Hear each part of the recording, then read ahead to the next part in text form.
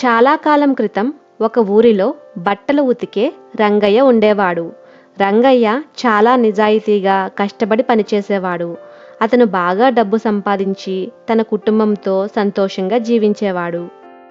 అదే ఊరిలో కుండలు చేసే వెంకన్న కూడా ఉండేవాడు. వెంకన్న రంగయ్యను చూసి చాలా అసూయపడేవాడు. ఒకరోజు అతన్ని ఎలాగైనా ఇబ్బంది పెట్టాలని అనుకున్నాడు. వెంకన్న రాజు దగ్గరికి వెళ్ళి ఇలా అన్నాడు: మహారాజా, నా పొరుగువాడు బట్టలు ఉతికే రంగయ్య ఏదైనా చాలా శుభ్రంగా తెల్లగా ఉతికేస్తాడు.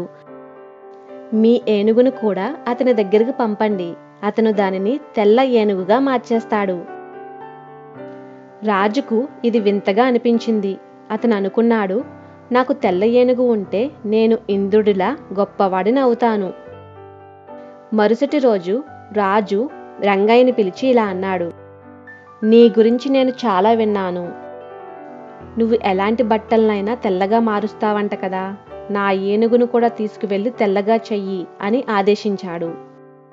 రంగయ్య ఆశ్చర్యపోయాడు. ఇది కుండలు చేసే వెంకన్న పనే అని వెంటనే అర్థం చేసుకున్నాడు. అతను ఇంటికి వెళ్ళి బాగా ఆలోచించాడు. ఎలాగైనా వెంకన్నకి పాఠం నేర్పాలని అనుకున్నాడు. ఆ రాత్రి అతనికి ఒక ఆలోచన వచ్చింది.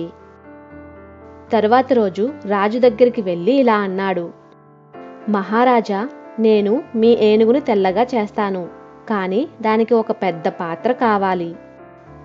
నా పొరుగువాడు కుండలు చేసే వెంకన్న చాలా మంచి పాత్రలు తయారు చేస్తాడు. అతడే పెద్ద పాత్ర తయారు చేయగలడు.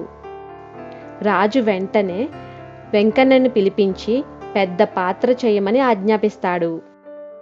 వెంకన్నకి ఏం చెయ్యాలో తెలియక రాజు ఆజ్ఞాపించినట్లు ఒక పెద్ద పాత్రని తయారు చేసి ఇస్తాడు.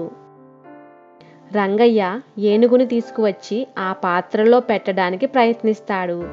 ఏనుగు కాలు పెట్టగానే ఆ పాత్ర పగిలిపోతుంది. రాజు కోపంతో అన్నాడు: రేపు మరింత బలమైన పాత్ర చెయ్యి అని ఆజ్ఞాపించాడు. వెంకన్న మళ్ళీ ఒక పెద్ద పాత్ర తయారు చేస్తాడు, కానీ మళ్ళీ అది పగిలిపోతుంది. రాజు ఇంకా కోపంతో అన్నాడు: ఇంకోసారి నీ కుండ పగిలిపోతే నిన్ను జైలుకు పంపిస్తాను అని హెచ్చరించాడు. వెంకన్న భయపడుతూనే ఇంకొక పెద్ద పాత్ర తయారు చేస్తాడు, కానీ ఈసారి కూడా ఆ పాత్ర పగిలిపోతుంది. చివరికి రాజు కోపంతో వెంకన్నని జైల్లో పెట్టిస్తాడు. ఈ విధంగా రంగయ్య వెంకన్న పన్నిన పన్నాగంలోంచి బయటపడతాడు. ఇతరుల మీద అసూయ పడకూడదు, అలాగే మోసం చేయడానికి ప్రయత్నించకూడదు.